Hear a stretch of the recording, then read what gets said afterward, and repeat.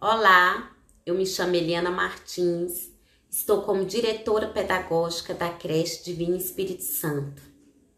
E hoje venho trazer para vocês o desenvolvimento desse projeto lindo chamado Infância, onde tivemos a participação de toda a nossa equipe, participação das crianças, das famílias das nossas crianças, né? É um projeto que ele foi liderado pela nossa orientadora educacional, Jerusa, e onde vamos ter também uma convidada muito especial, a psicóloga Reni Muniz, que vem falar de infância, dessa nossa primeira infância, né? Do nascimento até completar os 6 anos, essa é a primeira infância, é a janela em que experiências são descobertas e afetos são levados para o resto da vida. Esse é o nosso objetivo principal do projeto, proporcionar às nossas crianças uma primeira infância, assim, com cuidados, com amor, com estímulo e com interação. Convido a todos e a todas para prestigiar esse maravilhoso trabalho que foi feito com amor e com carinho. Um beijo e vamos lá! O projeto Infância foi muito importante na nossa instituição. No momento em que podemos trabalhar cada infância de cada funcionário, como cada um viveu diante da sua realidade. Foi um momento assim de fazer a memória das nossas infâncias, das nossas brincadeiras de infância, das nossas músicas que marcaram a nossa infância, das comidas que marcaram as nossas infâncias. Também trabalhamos com a família, que marcou a infância de cada família. Qual foi o tipo de brincadeira, quais foram as comidas que eles comeram na sua infância e que hoje fazemos memória. Trabalhando também com as crianças. Qual o brinquedo preferido de cada criança? O que eles mais gostam de comer? Então, o projeto Infância nos deu essa grande oportunidade de estar fazendo a memória da nossa infância, a memória da infância das famílias e a infância dos nossos pequenos.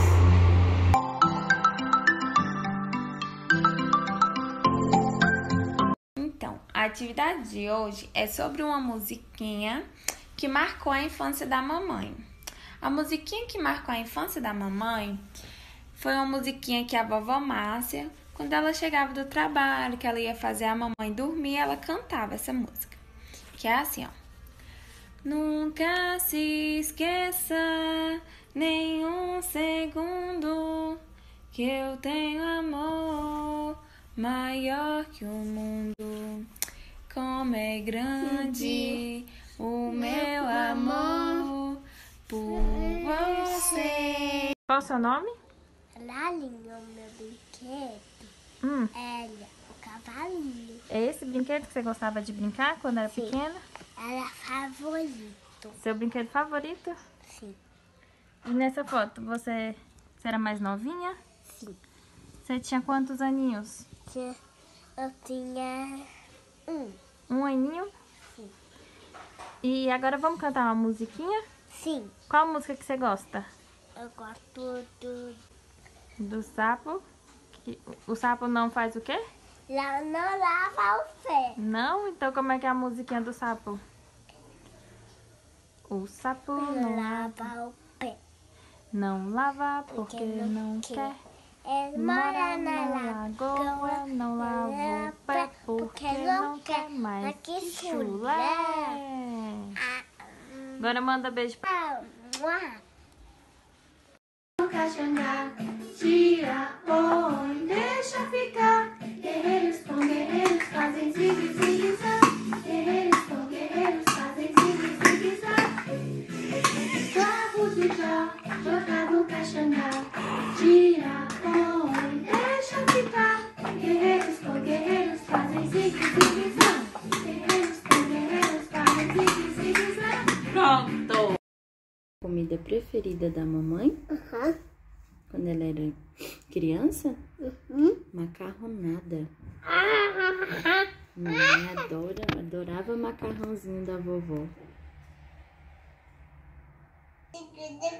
De papai. Vai.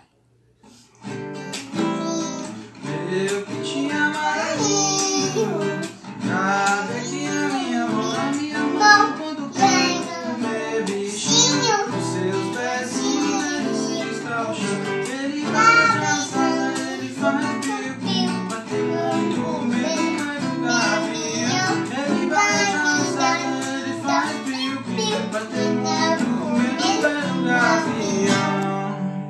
Beijo, titia, fala.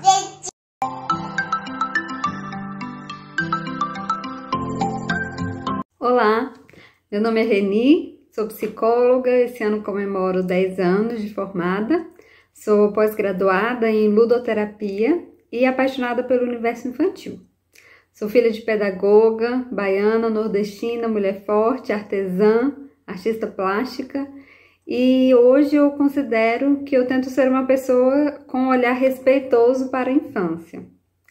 E é por isso que hoje o tema que eu vou falar é isso, sobre a influência do olhar do adulto para a infância. E para começar, falando um pouquinho sobre o que é infância, a gente pode falar sobre o historiador francês que escreveu o livro A História Social da Criança e da Família, e ele fala como o conceito de infância mudou ao longo dos séculos. Ora, alternando entre a criança ser um bibelô do adulto, um entretenimento, e ora ser considerada um adulto em miniatura, ainda um adulto em potencial, e não uma criança concreta em si. Quanto ao sentimento de infância, esse sentimento ele foi desde paparicação, uma criança paparicada pelos adultos da casa, que poderia ser como um entretenimento, e mais das famílias elitizadas, né, que predominou esse pensamento, esse sentimento em relação à infância. E no outro contraponto também a questão da moralização como um sentimento da infância, que surgiu da necessidade de preservar e disciplinar as crianças. E essa moralização foi o que regeu por algum tempo a educação, e essa moralização também ela inspirou a educação do século XX, que é o que está mais próximo da gente aí. Ao relatar a história social da criança e da família, esse autor, historiador francês, ele conclui que por volta do século XII, as crianças elas não tinham um espaço de infância definido, a infância não era reconhecida. E a única diferença entre o adulto e a criança, retratado nas pinturas inclusive, seria a estatura. As crianças eram retratadas como mini-adultos, mas fazendo atividades de adultos. E essa questão da estatura, do tamanho é que diferenciava, mas bastava também a criança se colocar em pé, que ela já fazia parte do sustento da família. Ela já era inserida no mercado de trabalho, ela já era inserida no mundo adulto. Então não tinha esse espaço para a infância. E além disso, a taxa de mortalidade infantil da época era muito alta. E era comum que os pais não se apegassem à criança até que ela vingasse. É um termo que a gente ainda conhece, do menino vingar. E foi muito comum nessa época que os pais também nem sofressem muito quando perdessem um filho, quando perdessem uma criança, porque ela não era considerada ainda uma pessoa em potencial. Então tinha que esperar para ver se vingava. E nesse sentido fica fácil a gente imaginar que a criança não tinha esse espaço de brincar, de correr, de se desenvolver com necessidades diferentes do adulto. Nesse sentido, as coisas foram mudando por volta do final da Idade Média. E aí, nesse período, a taxa de mortalidade já havia diminuído um pouco, mas ainda assim, quando crianças faleciam, os pais já sentiam mais. E foi nesse período que começou mais essa paparicação da infância.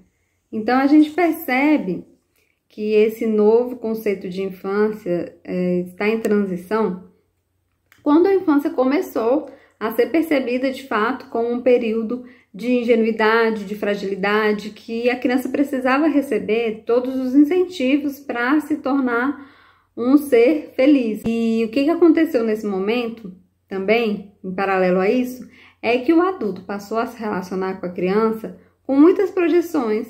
Então, a criança foi depositária de todas as projeções do adulto.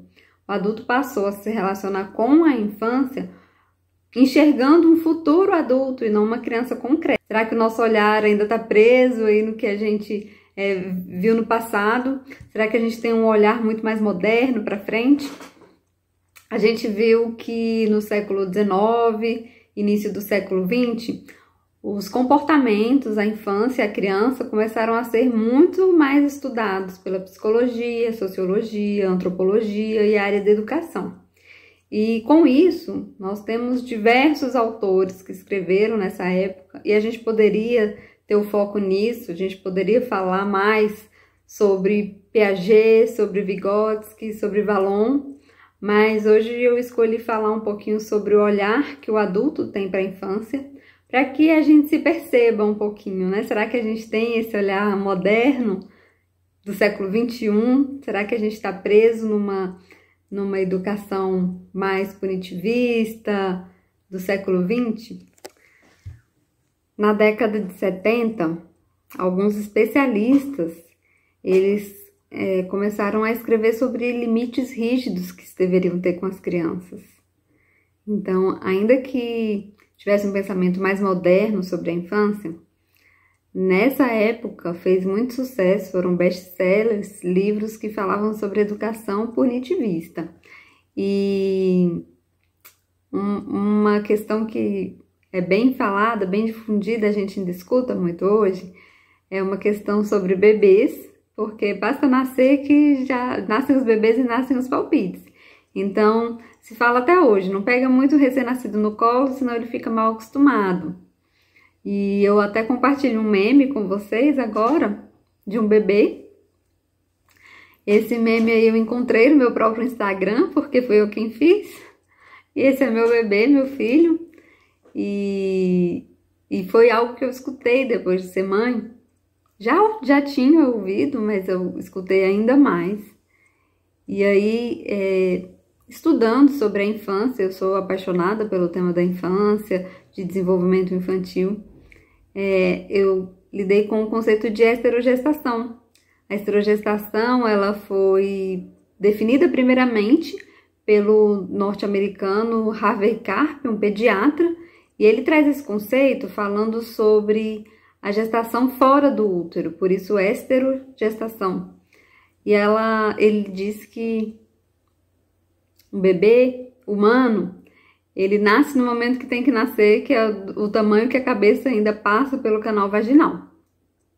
Mas ele ainda não está pronto emocionalmente, cognitivamente, e ele não sabe que ele é um bebê separado da mãe. Então, ele passa pelo momento de esterogestação nos 3 primeiros meses de vida. É um período que ele tem muita necessidade de colo, de calor humano, de afeto, de estar próximo ao seio materno. E por isso os bebês tendem a chorar quando estão longe disso, quando estão fora desse padrão. E alguns até se acostumam, porque de tanto pedir e não receber, os bebês que têm um choro calado, eles tendem a chorar menos. Então, o bebê que foi rejeitado, ele tende a chorar menos, porque é uma proteção cerebral, para não passar de novo pela rejeição. Então, a nossa mente nos protege, nossos comportamentos vão se adequando. Mas a verdade é que há necessidades intrínsecas nisso. E não tem nenhum mal, porque a gente não vê um adulto viciado em colo, né? Não é uma coisa que vai se perpetuar por muito tempo. E o que eu percebo é que incomoda muitas vezes. E aí a gente fica pensando, por que incomoda? Qual é o nosso olhar para esse momento de vida de um bebê que está sozinho, que vivia ali no quentinho, balançando o dia todo com a mãe dentro da barriga, para um lado e para o outro, e de repente tem som, tem luzes, tem pessoas, tem vozes, ele precisa se esforçar para se alimentar. Antes ele recebia o alimento de forma mais fácil. Mas por que incomoda as pessoas um bebê estar no colo?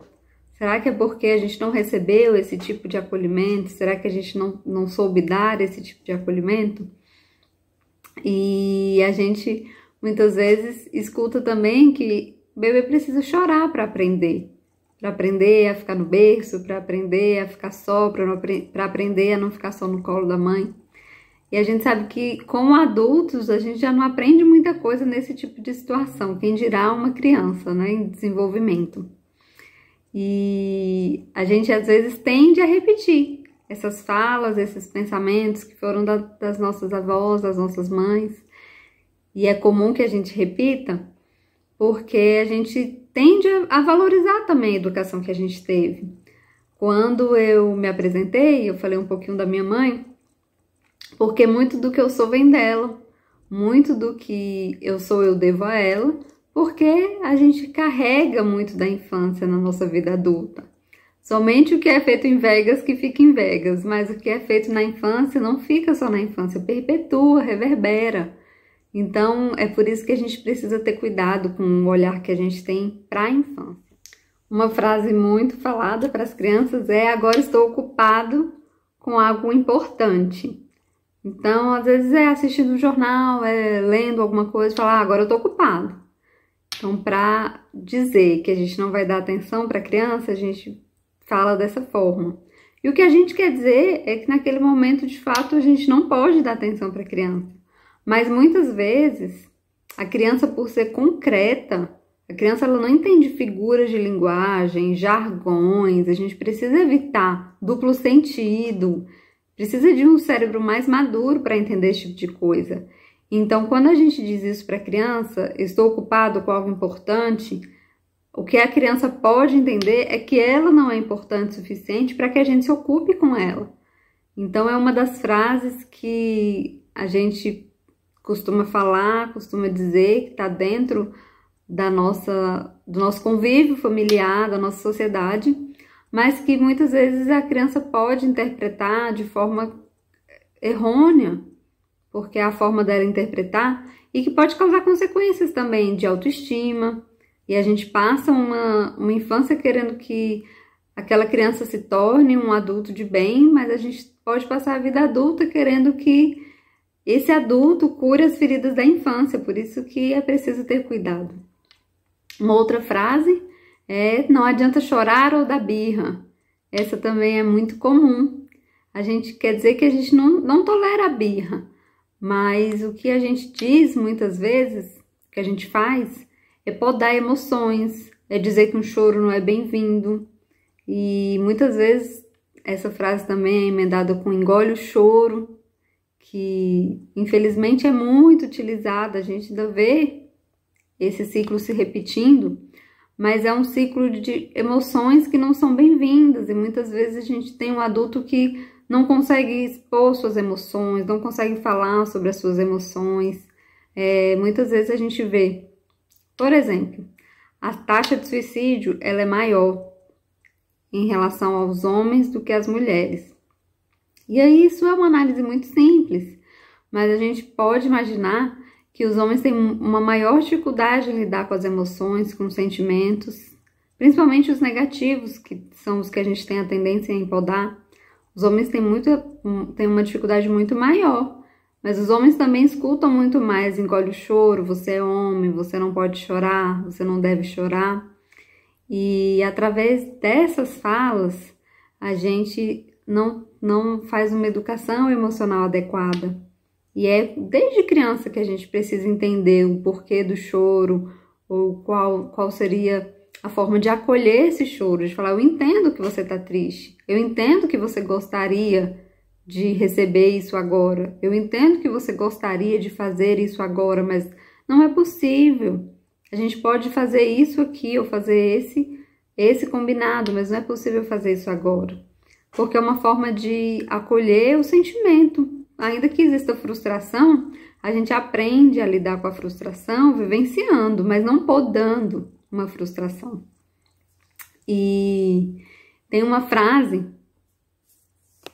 de um doutor, o Dr. Bruce Perry, que ele fala assim: um adulto calmo e controlado consegue regular uma criança ansiosa e desregulada, mas um adulto descontrolado jamais vai conseguir acalmar uma criança que está desregulada.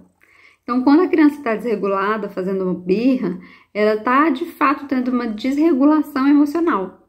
mas ela precisa de aprender recursos, ela precisa que um adulto mostre a ela que tipo de sentimento, que tipo de pensamento ela pode conduzir para que essa fase das birras, das consideradas birras, passe, que é principalmente ali por volta de 2, 3 anos. Então é uma fase que o adulto precisa ser um condutor, ele precisa conduzir as coisas para que fluam melhor e para quando essa criança tiver de 5 a 6 anos, essas birras não sejam tão permanentes, que ela já tenha recursos para lidar com essas birras, que na verdade são explosões de sentimentos que ela não sabe lidar, principalmente a frustração. E uma outra frase também que queria comentar é: esse menino só tá querendo chamar a atenção. A gente também escuta bastante esse tipo de comentário, forma de lidar com a criança. E aí eu trago esse pensamento. O que a gente quer dizer quando a gente fala isso? Que alguém só tá querendo chamar a atenção. A gente usa tanto para crianças como para adultos também, né? A gente quer dizer que aquela situação não merece atenção. Mas, na verdade, quando uma criança tem um comportamento que parece só querer chamar a atenção, de fato, o que falta? Qual a necessidade que ela está demonstrando ter? Será que falta afeto, compreensão? Porque se a criança de fato está chamando atenção, é porque algo está faltando. É porque ela precisa de atenção. E que tipo de atenção que ela tem precisado? Por que nós adultos nos recusamos a oferecer esse tipo de atenção? Talvez seja uma atenção trabalhosa. Dar afeto não é algo simples. Muitas vezes a gente precisa dar o que a gente nem recebeu. Muitos não tiveram afeto na infância, não tiveram um abraço, mas ainda assim a gente reconhece que nossos pais, nossas mães fizeram o melhor que eles podiam, né? A maioria das vezes fizeram o melhor que eles podiam na época que viviam. E a maioria deles também deu muito mais do que teve. E uma outra frase que eu queria comentar que também é dita para a criança, me respeita que eu não sou seus amigos. É uma frase que a gente quer dizer que a gente exige respeito, que a gente não tolera o desrespeito, que algumas coisas são inaceitáveis pra gente. E não tá errado. Não tá errado o nosso pensamento, mas muitas vezes, o que quer dizer essa frase? Como a criança pode entender, né, que a compreensão da criança é concreta, diferente da elaboração do pensamento do adulto, e a gente pode passar com essa frase a imagem de que desrespeitar um amigo é ok, é tolerável, porque eu exijo respeito porque eu não sou seus amigos, mas o amigo a gente pode desrespeitar. E a gente também pode dizer que não é possível ser amigo da criança, seja de um filho, de um aluno, que a gente não se coloca nesse papel de amigo. E é curioso, é algo que eu acho curioso também, porque no cristianismo, por exemplo, a gente costuma falar que Jesus é nosso amigo, que a gente deve conversar com Jesus como se ele fosse um amigo, que a gente deve contar com ele. E a gente acha possível ser amigo de Jesus, a gente acha possível que Jesus seja nosso amigo, mas a gente não acha possível ser amigo da criança. A gente não acha que é legal a criança ser nossa amiga. Então a gente pode ser amigo de Jesus, mas da criança não. Então que lugar que a gente tem colocado a criança? É curioso a gente parar para pensar sobre isso, porque é uma faceta. Os pais podem ser pais, os educadores podem ser educadores, mas a gente também pode ser enfermeiro, psicólogo, a gente pode ser um pastor, um condutor, no sentido de mostrar o caminho, e a gente pode ser amigo também, é uma das facetas, né? Não é algo que impede ou que não vai legitimar respeito, não vai exigir respeito, mas é uma faceta também, né? Pode ser um dos papéis a exercer com essa criança. E o que eu quero dizer com isso é que a gente precisa treinar o nosso olhar na prática, no dia a dia. O Dr. Daniel Siegel, que escreveu O Cérebro da Criança, ele fala que a criança, ela usa o cérebro primitivo. Então, quando ela se sente ameaçada, quando alguém fala com ela usa essas frases que a gente citou aqui, ou grita, ou chama atenção, o cérebro dela primitivo, ele tem duas opções, ou lutar ou fugir. São esses caminhos, porque é assim que a gente reage. Então a criança ela fica nesse tipo de reação na maioria das situações. Se ela se sentir ameaçada de alguma forma ou tendo que dar uma resposta, ela entra em um desses dois caminhos de luta ou fuga. E as crianças não têm essa elaboração de pensamento como os adultos e acabam sendo mais concretas. Elas não são tão racionais, pelo contrário, elas são muito emocionais. E por isso que a gente precisa ter esse cuidado e pensar que a nossa necessidade de controle não pode estar acima da necessidade de outro ser humano. Porque hoje, a nossa sociedade, parecer ter moral, muitas vezes parece ser mais importante do que parecer ter respeito pela criança, pela fase que ela vive, que ela se encontra. E eu trouxe isso porque muitas vezes a gente sabe conceitos, a gente sabe que a educação moderna, a gente sabe o que a educação moderna diz, a gente lê artigos, a gente tem esse contato, mas na prática, será que no dia a dia, na minha fala, nos meus pensamentos automáticos, quando uma criança faz algo comigo, a forma como eu reajo, será que é tão moderna quanto o que eu sei? Cognitivamente eu compreendo, mas será que a minha forma de resposta é diferente? Eu penso nesse olhar respeitoso para a infância como um todo, porque eu acredito que ensinar é diferente de corrigir. Quanto mais a gente faz a tarefa de conduzir, de orientar, de ensinar, menos a gente precisa fazer a tarefa de corrigir. E ao contrário também. Quanto menos a gente orienta, quanto menos a gente educa, quanto menos a gente mostra o caminho, mais a gente vai ter necessidade de corrigir uma criança. Então, as crianças que precisam ser constantemente corrigidas são crianças que muitas vezes estão sendo pouco orientadas.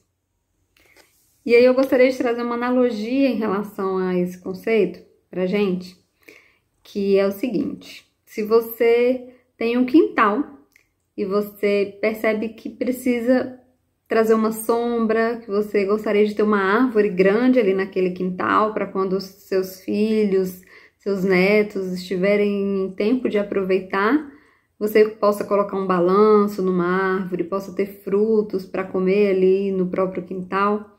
E aí você decide comprar uma muda de laranjeira.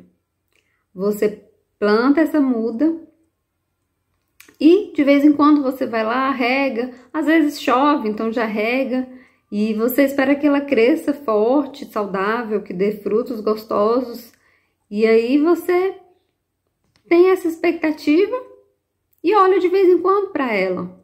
E você percebe que ela começa a se formar torta, e aí nesse momento você pensa o que vai fazer, ela está crescendo já está inclinada, e você tenta colocar umas escoras ali para tentar direcionar, mas ela já veio ali forte, já tem um tempo que ela foi se inclinando, você não consegue endireitar, então você decide que vai cortar e vai ter que serrar a árvore para o bem dela, já que ela não vai crescer como você gostaria.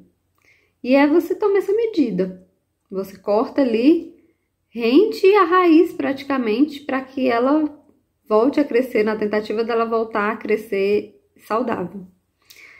E se você fizesse diferente, se você tivesse comprado uma muda de laranjeira e você tivesse adubado o solo, cuidado do solo, plantado, colocado umas escoras para ela não ir nem para um lado nem para o outro, mas crescer para cima, para o alto.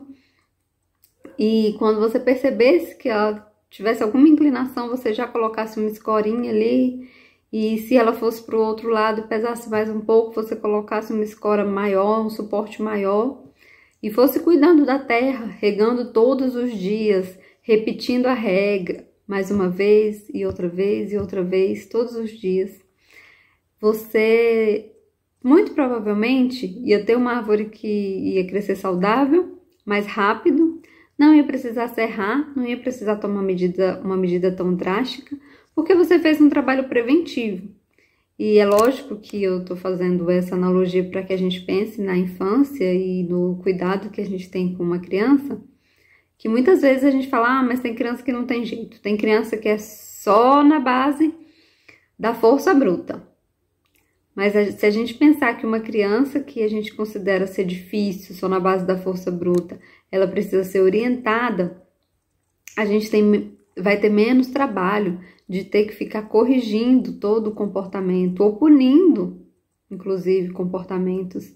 Mas a gente precisa conduzir e orientar, porque esse trabalho, de fato, ele vai fazer com que essa criança, ela se comporte, tenha um comportamento que seria dentro do esperado para a criança, também não é nenhum comportamento fora da casinha, porque às vezes a gente espera um comportamento de um adulto, uma maturidade de um adulto para uma criança que não é capaz.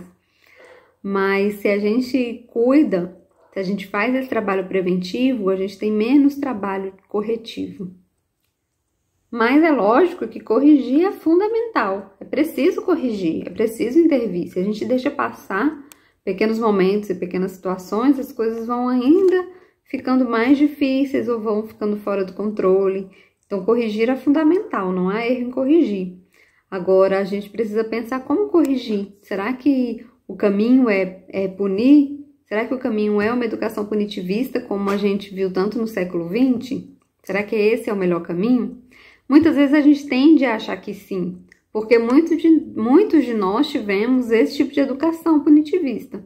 É difícil a gente conversar com pessoas que tiveram uma educação que não teve esse viés. Então, o comum é que as pessoas, os adultos tenham apanhado, que a gente tenha levado umas palmadas. Eu levei algumas da minha mãe, do meu pai, e hoje eu percebo que eles fizeram sim o melhor que eles podiam com o conhecimento que eles tinham, mas algumas coisas eu não gostaria de repetir. E não por desonra, mas por saber que hoje, através de estudos, através do conceito da infância, através de conhecer um pouquinho mais como funciona o cérebro da criança, a gente precisa trabalhar com outros recursos. A gente leva muitas vezes o comportamento da criança para o pessoal. E a gente tende a achar, às vezes, que deu certo essa educação punitivista, porque a gente pensa, bateu para ensinar, bateu porque era necessário, eu apanhei quando eu aprontei. Mas não necessariamente o cidadão de bem que você é hoje é porque você apanhou. Talvez você só tenha reconhecido que apanhou porque precisou quando adulto. Mas quando criança, o sentimento gerado, muitas vezes quando você apanhava e estava numa situação de castigo, era o de vingança, o de fazer ainda pior. E para a criança lidar com esse tipo de situação é muito mais difícil do que ela ser orientada do que fazer, de como fazer, porque é trabalhoso, porque é uma repetição constante, mas ainda assim tem maior chance de sucesso do que uma educação punitivista. Eu trouxe essa imagem de uma mãe sentada com seu filho comendo maçã e outra mãe sentada com seu filho comendo sanduíche. E a que está comendo sanduíche pergunta, como você faz para o seu filho comer fruta? E é simples, né? Parece muito simples. A gente logo percebe qual é a intenção. E a intenção, de fato, é o exemplo. E a educação nada mais é do que isso. Se a gente grita, eles aprendem a gritar. Se a gente bate, eles aprendem a bater. Se a gente fala com palavras ásperas, eles tendem a falar também. Se a gente tem sempre uma resposta pronta para mandar, para castigar, eles também aprendem sempre a ter uma resposta pronta para argumentar. E se a gente parar para pensar que tipo de sentimento a gente tinha quando a gente era desafiado por um adulto, ou quando o adulto tratava a gente assim, a gente se remete a um lugar difícil de lidar com sentimentos na infância. E eu poderia mesmo ter começado falando sobre Piaget, sobre Vygotsky, sobre Vallon, mas eu tenho certeza que é um assunto que a gente já falou bastante e não é que não seja importante.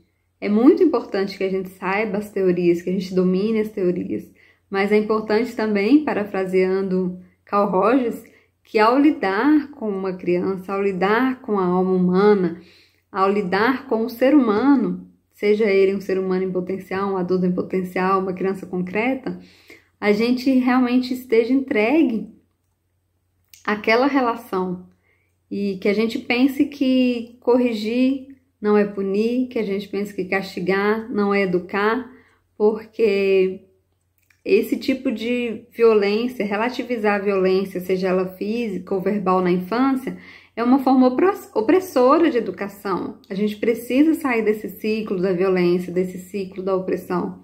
Tem uma frase muito conhecida, eu aposto que todos que estão ouvindo conhecem, que é do Paulo Freire.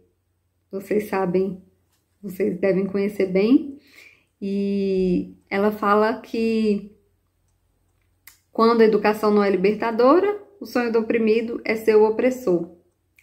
E é esse ciclo que eu gostaria que a gente repensasse, esse ciclo que a gente quebrasse, para que a gente não seja um adulto opressor, para que a gente não tenha essa visão de que a infância precisa ser oprimida, que a gente precisa oprimir a criança, que a gente também se coloque num papel de orientador, de educador, mas que seja com respeito, que a gente saiba que a nossa função vai muito além do disciplinar. Não é errado a gente querer mudar o foco com o acolhimento. Não é errado a gente pensar diferente dos nossos pais, das nossas avós, dos nossos tios. Ainda que a gente honre toda a educação que a gente recebeu e quem nós somos hoje, a gente pode fazer o melhor com o que a gente tem hoje. Porque eles já fizeram o melhor com o que eles tinham na época deles. E hoje a gente tem chance de fazer o melhor que a gente pode. E através de gritos, ameaça, punição, que ensinam sobre medo, sobre raiva, sobre vingança, eu tenho certeza que não é o melhor caminho.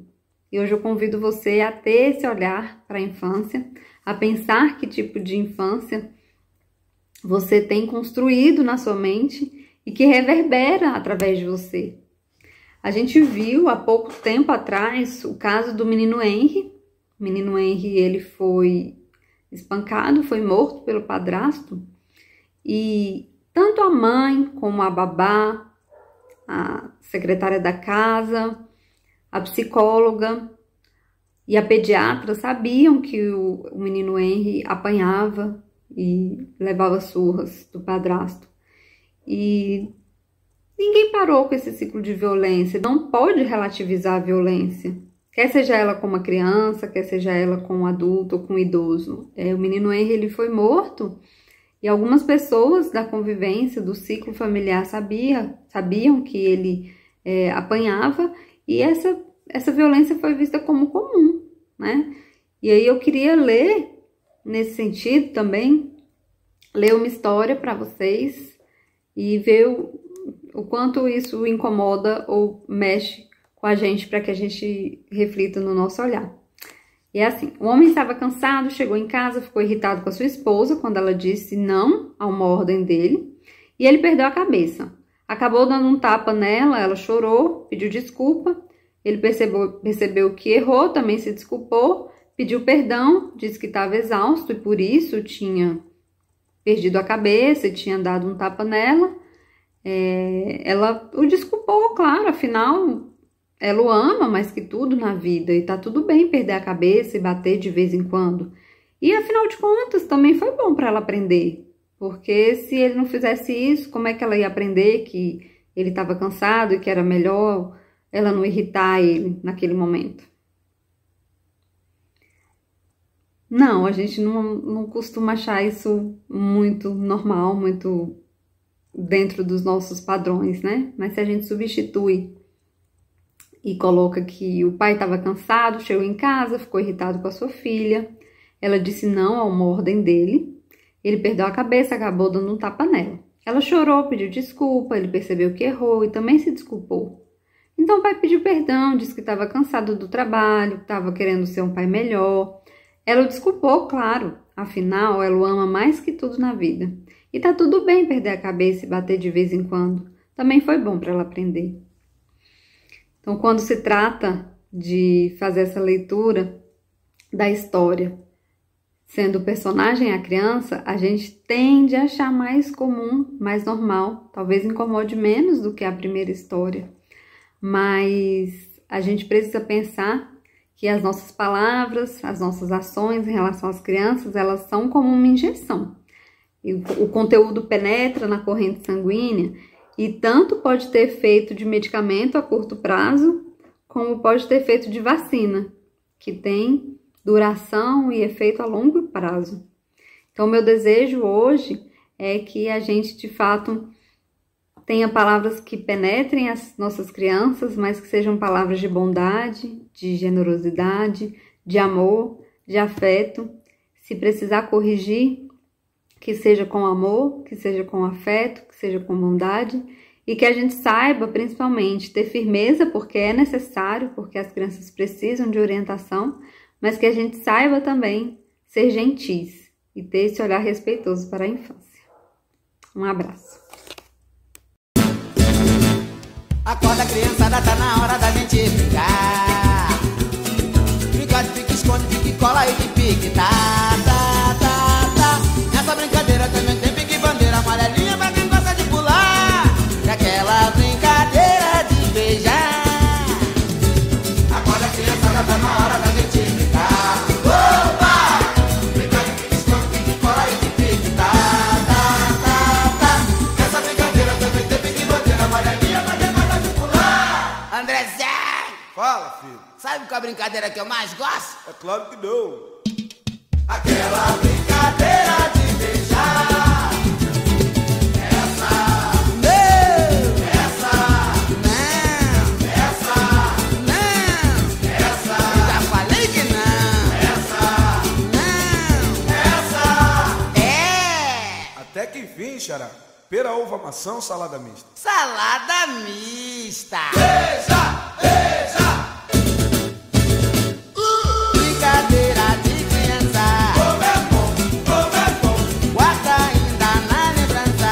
Como é bom, paz, amor e esperança. Como é bom é ser feliz com coleção. Brincadeira de criança. Como é bom, guarda ainda na lembrança. Como é bom, paz, amor e esperança. Como é bom é ser feliz com coleção. Vamos juntinho então? Acorda, criançada, tá na hora da gente brincar. Opa! Brincar de pique, esconde, pique, cola e de pique, tá.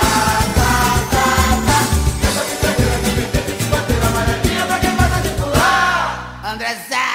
Fala, filho. Sabe qual é a brincadeira que eu mais gosto? É claro que não. Aquela brincadeira de beijar.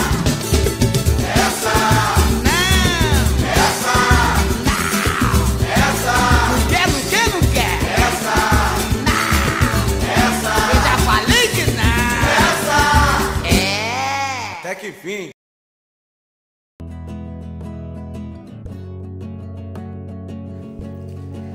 Às vezes, dá vontade de voltar a ser criança por um dia. Poder brincar o dia todo sem se preocupar com compromissos. Poder encontrar os amigos e passar a tarde toda dando risada de tudo que acontece, sem nem mesmo saber o porquê está rindo. Sem dúvidas, essa é a melhor fase da vida. É uma fase com muita pureza e cheia de aprendizados. É quando os pequenos descobrem cada dia uma coisa nova e os olhos brilham por essas descobertas. Não existe fase melhor na vida do que a infância.